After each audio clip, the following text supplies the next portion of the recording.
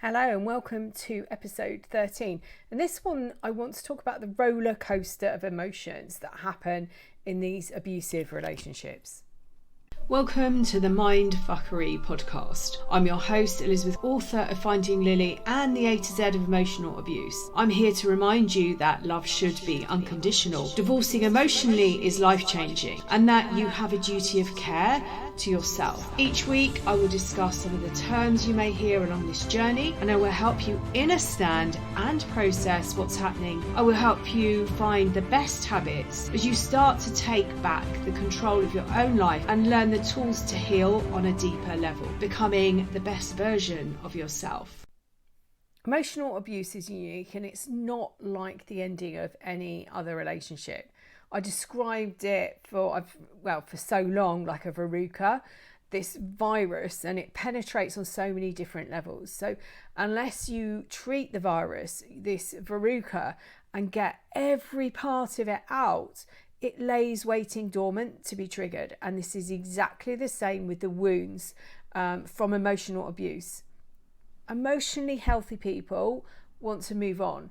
They will want to do everything in their power to make sure that the other person gets the closure they need to understand, accept and heal. When relationships break down, there's always, unless you naturally grew to this point together as a couple, one person is going to get hurt. One person might not be at the same place another person is.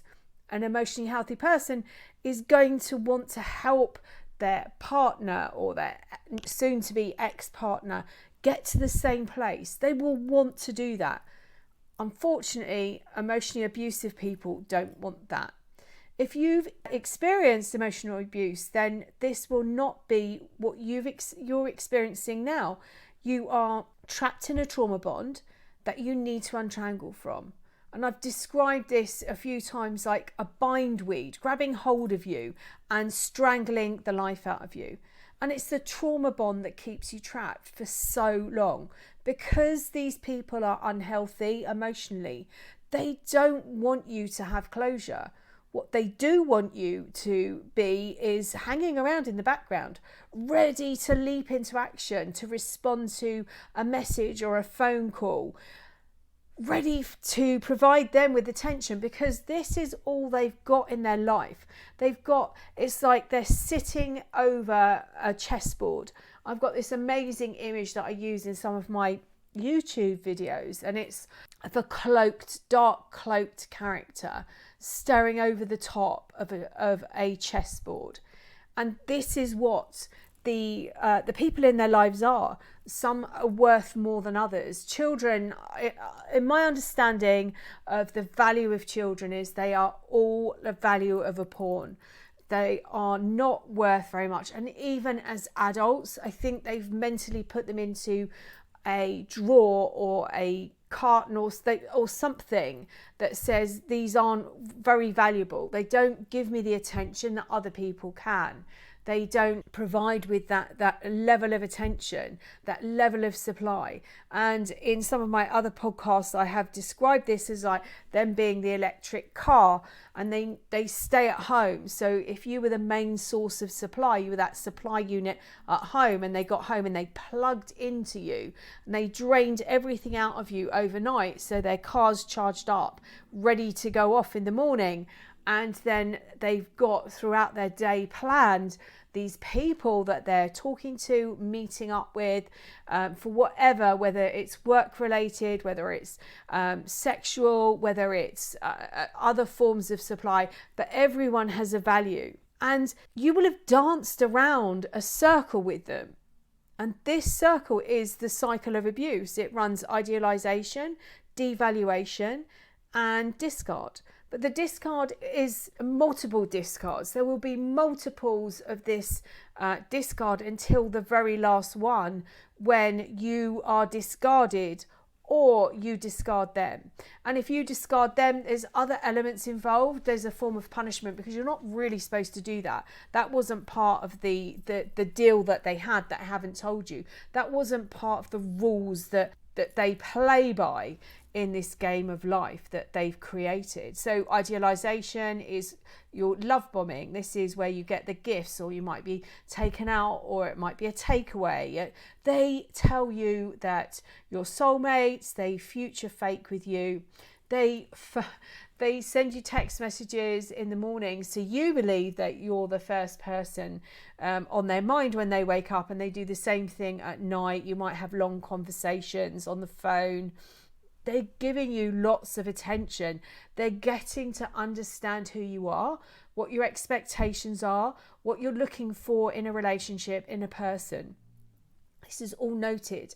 And then what they will do is that they will start to put in these little put downs, this devaluation stage, where they might compare you to others. So you might remember them talking about their crazy exes, and all of a sudden this crazy ex turns into someone that they're triangulating you with. Their words aren't matching their actions, and they're slowly eroding your personality. They destroy your confidence, they obliterate your self-esteem, and they smash any boundary that you have.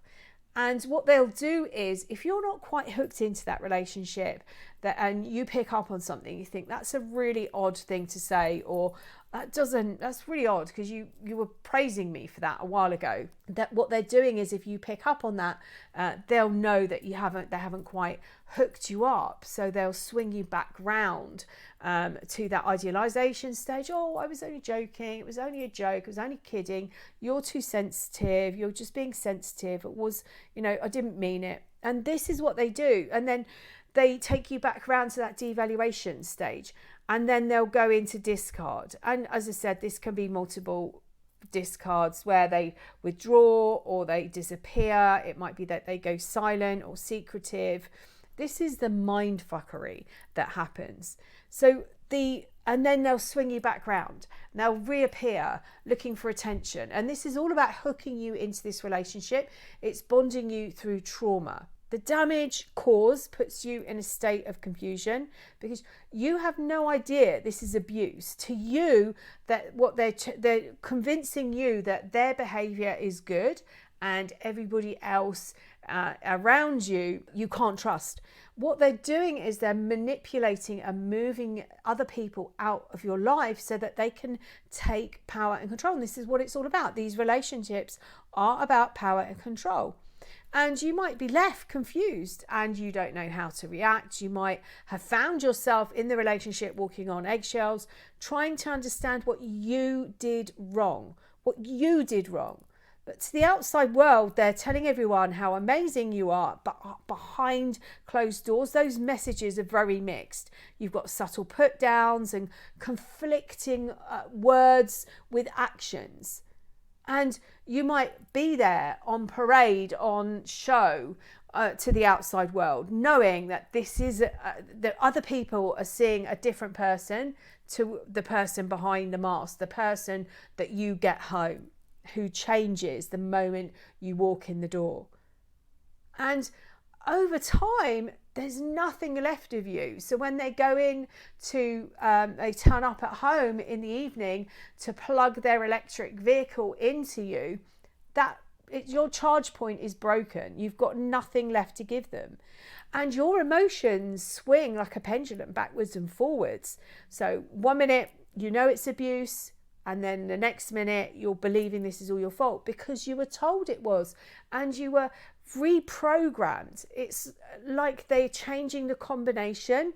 I also describe it like when you go on holiday and you go into a hotel room and they've got a safe, and you open the safe door because they're never shut. You open the safe door, and on the back's a list of instructions on how to overwrite the combination of that code that makes it unique to you. And they're doing exactly the same. You're the safe, they're overwriting, they're changing the combination, and it'll only work for them. And if you come out of this relationship, you might be at the stage, and in fact this is going on quite a lot at the moment, I'm noticing where people are questioning, oh my God, was it as bad? Was it as bad as I thought it was?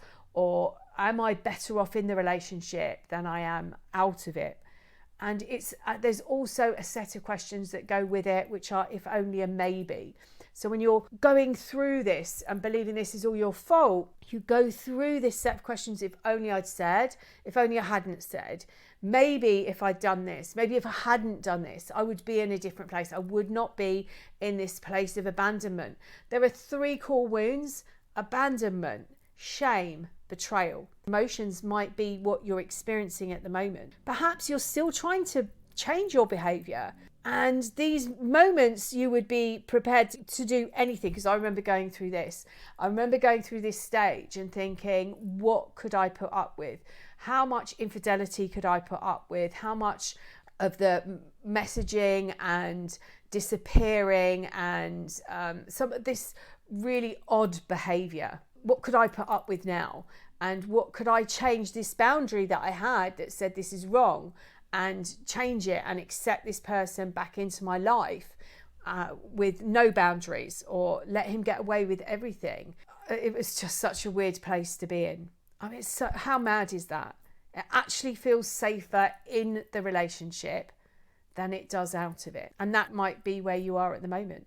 They might have blame shifted, and this is what they do. They use this tactic to disguise their behavior, and it takes the focus off them and it shifts it onto you. So it sounds like, well, if you hadn't have done this action, then I wouldn't have gone out and done this. If you hadn't have gone out with your friends on Saturday night, I wouldn't have sat on my laptop messaging women, because I would have had your attention, you would have been home, and I couldn't have done it.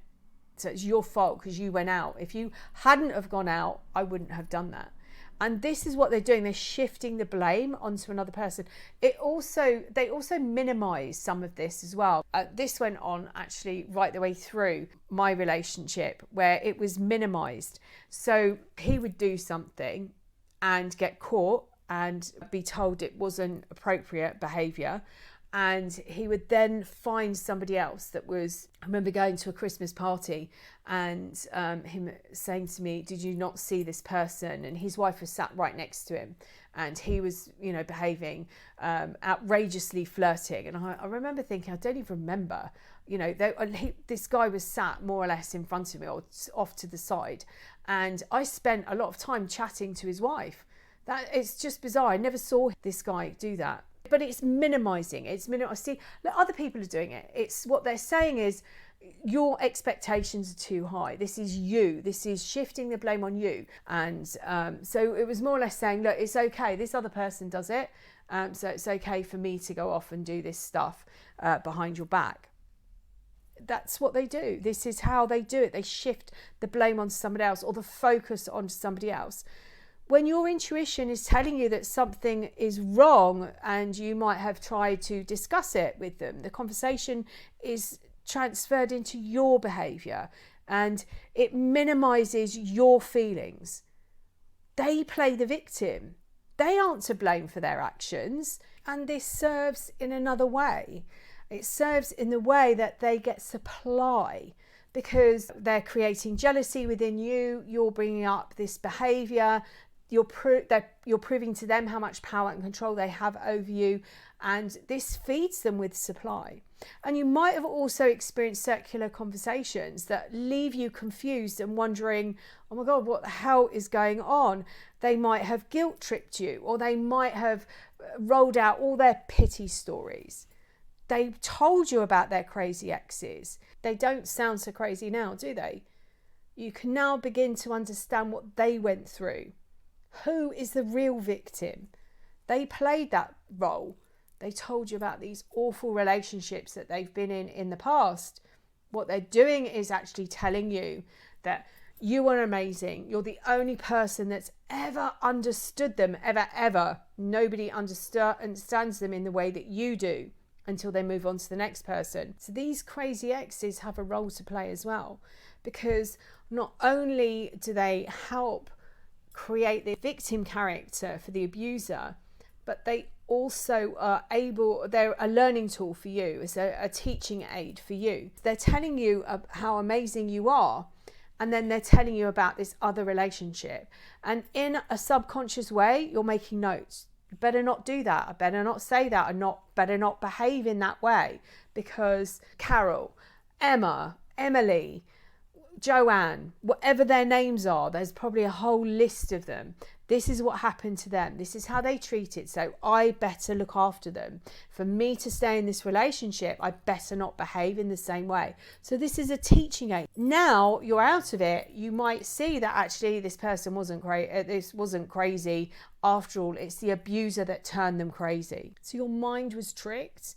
And you might still be trying to understand where you went wrong. You're replaying situations, you're going over conversations. If only you'd done something differently, said something else, would it have ended? You might be thinking it wasn't that bad. And now conflicted with emotions that are crashing around your body like a gangly teenager who can't control their limbs. Your mind was tricked to believe the abuse was love. And I try not to use labels like the narcissist, sociopath or psychopath, but you might find it helps with your healing. Just initially, these personality types can't take responsibility for the untold damage that they cause. In fact, they walk away, as I said, playing victim. Because they can't take responsibility, they're not going to get a diagnosis for a personality disorder. And this can only be given by a mental health professional. So they don't see anything wrong with their behavior. They just move on. They are not going to seek help. The only ones that might seek help are the vulnerable narcissists, because they do have a slight understanding of their behavior and they sort of want to do something about it, but there's no follow through. And when they get distracted, they just move back into who they were. So perhaps you are still trying to understand what's happened and wondering why you're feeling like this. Maybe you're discovering this new information and asking yourself if you were a narcissist, because that's really, really common. You need to work out what works for you. And this is all about the focus and taking responsibility for your healing. Loneliness is really common when you come out of these relationships because they move on. Even if you discard them, even if you leave the relationship, they move on very, very quickly. And you look up and you think, where's everybody gone? And then you realize that they helped you push these people out. They told you couldn't trust people. They told you not to believe the information that somebody's giving you. And the longer it goes on in this relationship, the more enmeshed you become. The invisible trains that are trapping you. But there is a way of turning this grit into gold. And you might have to go back and do some healing work. And this is what I call the original wound. And as said, much like the verruca, which is the virus that penetrates every single layer of your skin, if you haven't removed that root, it lays dormant and it waits to be triggered again. And this is the same with the original wound. If you don't fully heal the wound, it will appear again and you will keep meeting people that treat you in the same way. Emotional abuse causes so much damage. So what I want to talk about this section is, well, two things: staying out of that place of believing that maybe you are better off in that relationship. And you can do that really simply by grounding and staying in your body. That's the most important thing. Staying in your body and out of your mind whilst you are experiencing cognitive dissonance, where you're holding two different thought patterns. You need to allow this to calm down, and by being in your body, you can actually do this. By grounding, it helps you see this as abuse and not flipping back, because your mind's been trained that all those nice things they did for you overrides the abuse. But they can't be that bad because they took me out for meals, they took me on holiday, they paid for, nice gifts or meals out or something, whatever they did. And so you're overriding the abuse. They can't be that bad. Look how they treated me really well. They didn't. What they did was they masked the abuse by taking you out. So it's about seeing these patterns in your body. You can see the patterns. Long-term contact with a toxic or emotionally abusive person causes so much damage to your brain. And the abuse causes damage to the hippocampus. And that is a structure in your brain in the shape of a seahorse. And this is where the area that we use for learning and memory. How many people come out of these relationships and they can't think?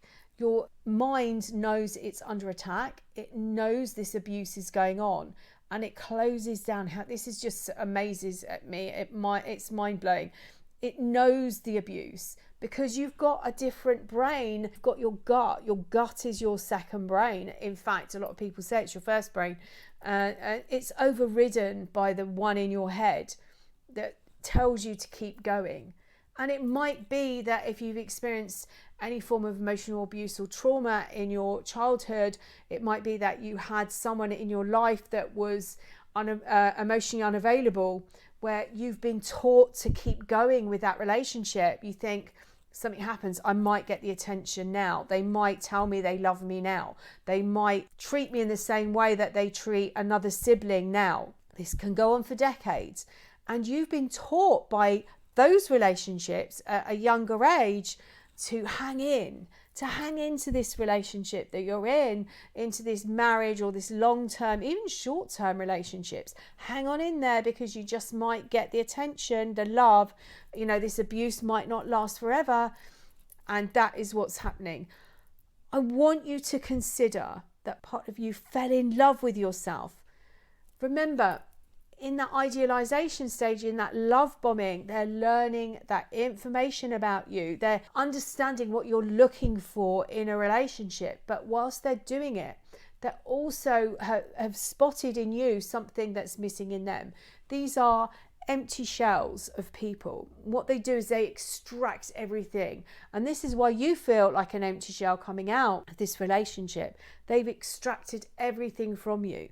So they've taken all your good qualities and then they mirror them back. So you actually fall in love with yourself. I want you to really think about that. It is an amazing thought. All those qualities that they're missing, that empathy, the caring, your inner beauty and your deep forgiving soul, that's what they were mirroring back. And that's who you fell in love with. So you fell in love with yourself. These people are very insecure and they're constantly looking for validation. You are an amazing person and you might be really, really hurting. You might be in a lot of pain. But now is the time to take the responsibility for your own healing, to look at your wounds, to keep in your body, keep grounded, breathing. And this is the most important ingredient, is having honest conversations with yourself. Another way of doing this is writing out your story so you can see the abuse. But what will happen is when you really, really want to reach out, when that trauma and those hormone hits are really, really painful, because people do describe this as being more painful than recovering from heroin addiction. When you at that crazy point where you want to reach for your phone, or you want to talk to them, or you want to reach out for them, you want their company, you want them in your bed, you want a hug, you just want to hear their voice, whatever it is, start having these really honest conversations with yourself. It is so powerful. This is where your healing starts. This it really truthfully is, because you can talk to the wounds that you've got and they will answer you. If you listen really intently, you will feel the age of the wound and you can ask it what it really wants. It might want an ice cream. It might want a hug. It might want to go and sit and watch a movie or a film or binge watch a series. It might just need some attention. It might need a walk out in nature, but listen to what it's asking for. It might just be feeling lonely, and you can pick the phone up to somebody else. You can reach out to a community of people. They've walked away blaming you because they can't take responsibility. And they will continue using this pattern. They move from relationship to relationship. Somewhere out there is someone else going through something very similar, because they learn how to manipulate better. They learn from you how to hide their bad behavior. So that amazing life that you think they're living without you, where somebody else has stepped into your shoes and is living your fake future, the one that you created with them, it's really them just playing another game. That other person, man or woman, is walking on eggshells. They are faking it. They are smiling for that camera in the same way that you did. You very possibly knew your relationship was toxic or not healthy, but you weren't able to do anything about it. However, you can now. This is your journey, your life. Only do what you feel is right for you, or feels right for you at this time, and start to listen to your body, understand what it needs, and ask those cravings. Ask the children inside you, because this usually is an inner child wounding, or many. I healed lots of 3, 5 and 8-year-olds. The one thing they can't take from you is the ability to heal, and they can't take from you an amazing life that you can create. And I don't care what age you are, because I hear a lot of people say, oh, I'm in my 60s, I'm fast approaching 70. You can still create something amazing now. You really can. Have these honest conversations. They, I promise you, are key to your healing. And remember to stay grounded and stay in your body. I hope this has been helpful. I'm going to put a link to my course, It Stops Here, It Stops Now. That teaches you those techniques of how to have those conversations. And there's tons more stuff in there.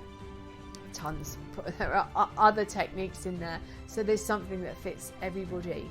And it might be not everything suits you at the moment, but you pick up what does. And at a later date, there'll be techniques that will work for you when you're further down the line. I'm sending you loads and loads of love until next time.